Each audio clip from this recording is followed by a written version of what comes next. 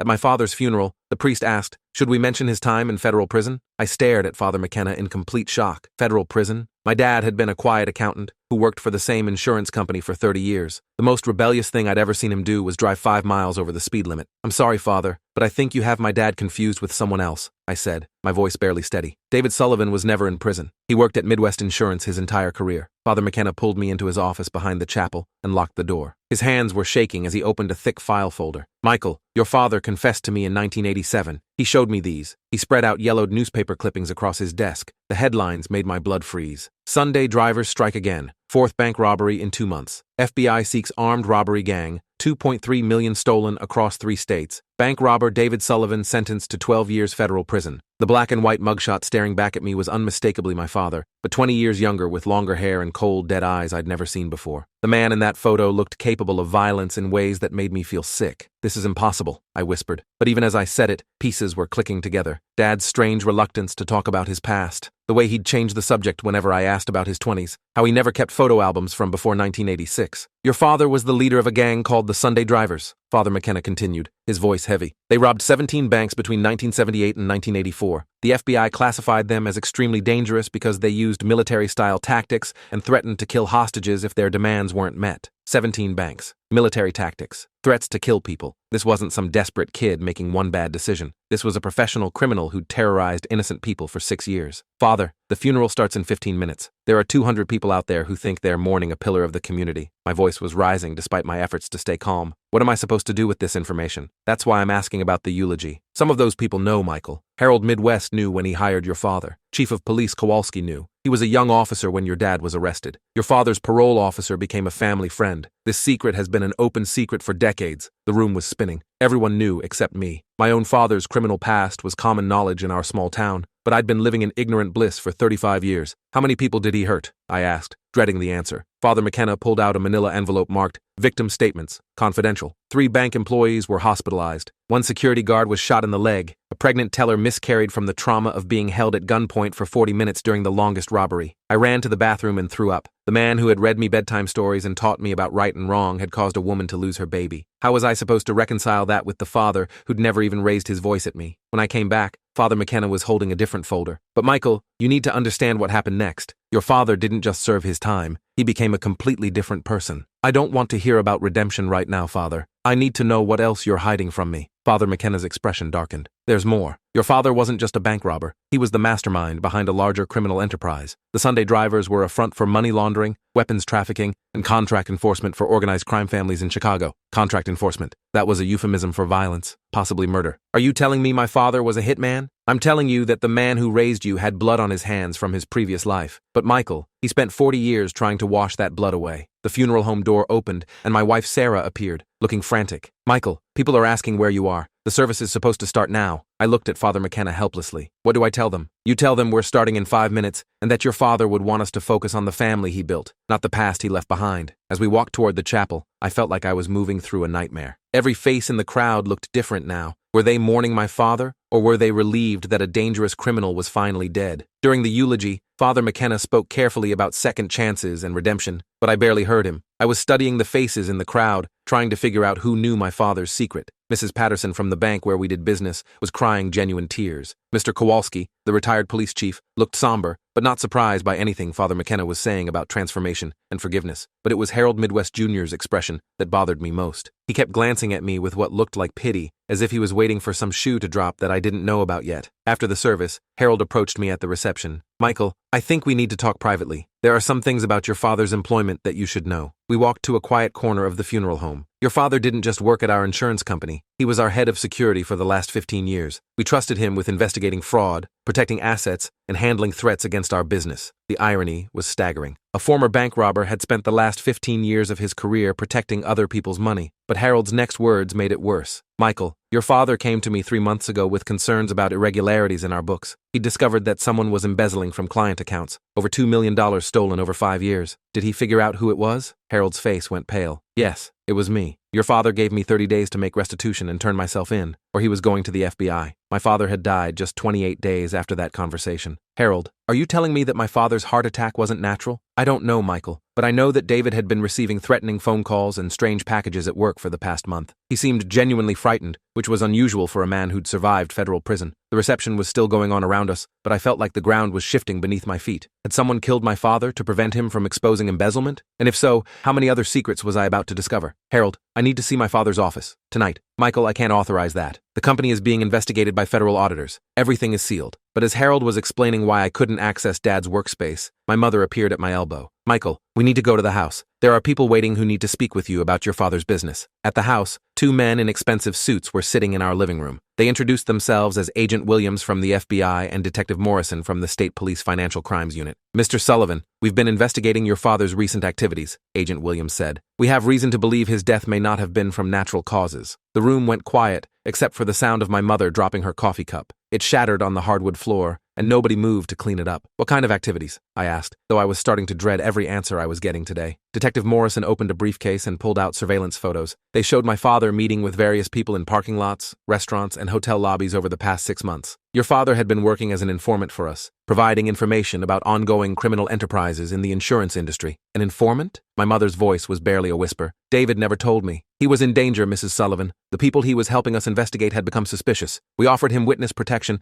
but he refused to leave his family. Agent Williams pulled out more documents. Your father had identified a network of insurance fraud that involved multiple companies, several law enforcement officials, and connections to organized crime families he'd known from his previous life. The organized crime connection made me think about Father McKenna's revelation about contract enforcement. Agent Williams, exactly how much do you know about my father's criminal past? We know everything, Michael. Your father's cooperation with us wasn't voluntary initially. We approached him because his background gave him credibility with certain criminal elements. Former bank robbers don't usually become insurance investigators unless they're working for law enforcement. The implication was staggering. My father's entire career at Midwest Insurance had been a cover for ongoing FBI operations. His transformation from criminal to law-abiding citizen had been real, but it had also been part of a larger law enforcement strategy. Are you saying my father was never really free? That he'd been working for the FBI for 30 years? Not exactly, Detective Morrison said. Initially, yes. His employment was arranged as part of a plea agreement, but after the first few years, he continued cooperating voluntarily. He believed it was his way of paying back society for the harm he'd caused. My mother was crying now, but they were tears of anger rather than grief. You used him. You put him in danger and you used him for 30 years. Mrs. Sullivan, your husband saved dozens of companies from bankruptcy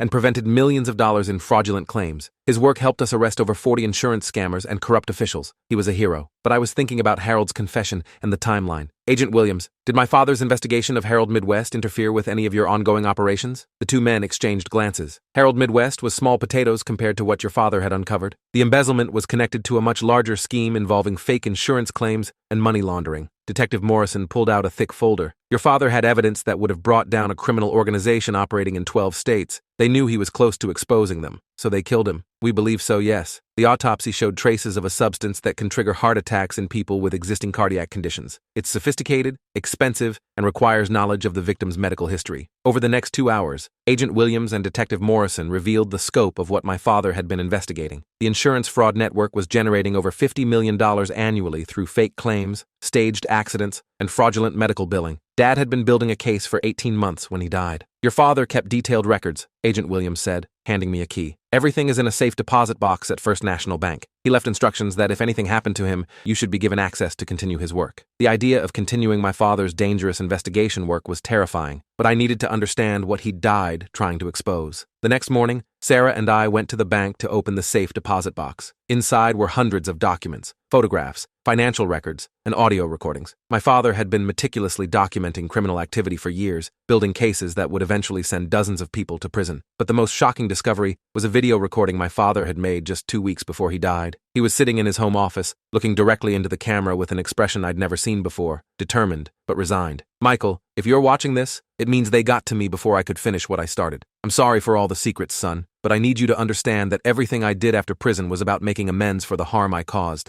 The video continued for nearly an hour, with Dad explaining the details of his investigation and the evidence he'd gathered, but the end of the recording contained information that changed everything I thought I knew about our family. Son, there's something else you need to know. The reason I was so committed to this work, the reason I was willing to risk my life to expose these criminals, is because one of their victims was someone very important to me. Dad pulled out a photograph of a young woman I'd never seen before. This is your sister, Michael. Her name was Lisa Sullivan, and she was 3 years older than you. She died in a car accident when she was 16, but it wasn't really an accident. I stopped the video and stared at the photograph. I had a sister who died before I was born, and my parents had never told me. The secrets just kept getting deeper and more devastating. Lisa was killed because of my criminal past, Dad continued on the recording. Someone from my old life used her death to send me a message about keeping quiet. I never found out who was responsible, but I spent the next 20 years preparing to make them pay. My father's investigation hadn't just been about insurance fraud. It had been about solving his daughter's murder and getting revenge on the people who'd killed her. Every case he'd built, every criminal he'd helped arrest, had been part of a larger plan to work his way up the criminal hierarchy until he found Lisa's killers. The people I'm investigating now are connected to the same organization that had Lisa killed. I'm close to proving it, but they're getting suspicious. If something happens to me, all the evidence is in this box. Don't try to continue the investigation yourself. Just turn everything over to Agent Williams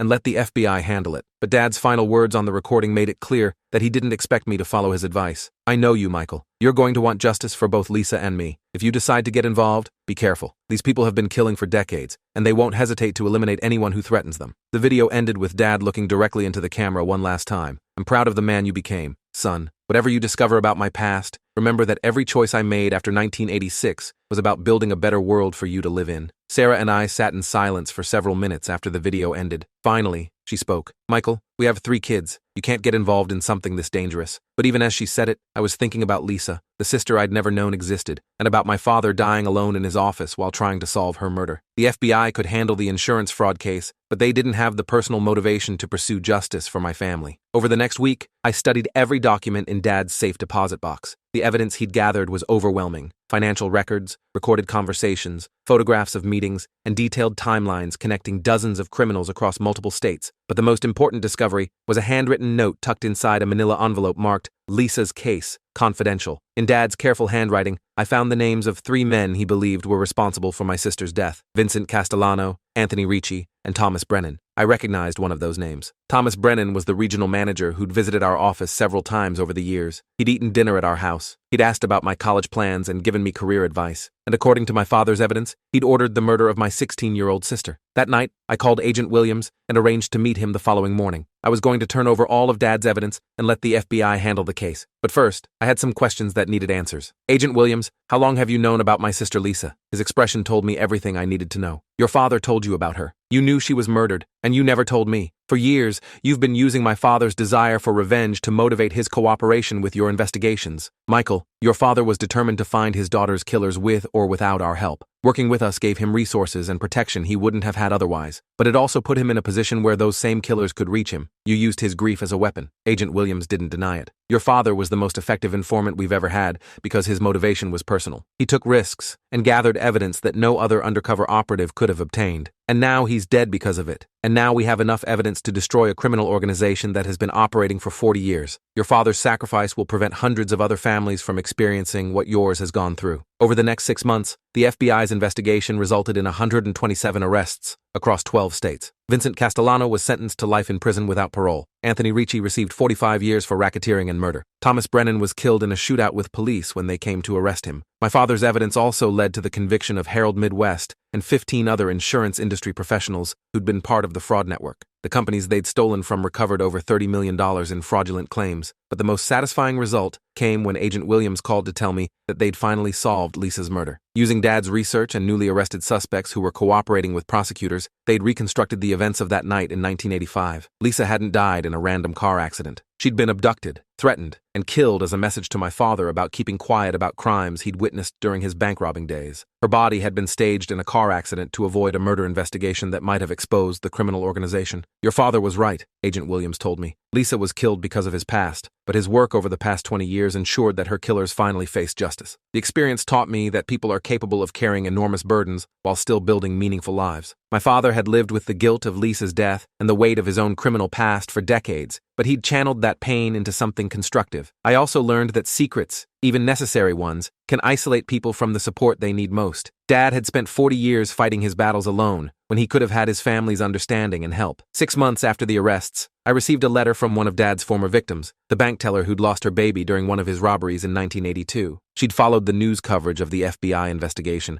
and wanted me to know that she'd forgiven my father years ago. "Your father's restitution payments helped me through some very difficult times," she wrote. "But more importantly, his transformation gave me hope that people really can change. The work he did with the FBI probably saved hundreds of families from experiencing the trauma mine went through." I framed that letter and put it next to the photo of Lisa that Dad had kept hidden for so many years. They remind me that redemption is possible, but it requires more than just changing your behavior. It requires spending the rest of your life actively working to repair the damage you've caused. My father's funeral eulogy never mentioned federal prison, bank robbery, or criminal enterprises, but everyone who attended understood that they were mourning a man who'd spent 4 decades proving that people can fundamentally change who they are if they're willing to do the work. The most important lesson I learned was that heroism isn't about being perfect. It's about choosing to fight for justice, even when that fight costs you everything. My father died a hero, but only because he'd spent 40 years earning the right to that legacy through daily choices to be better than the man he used to be.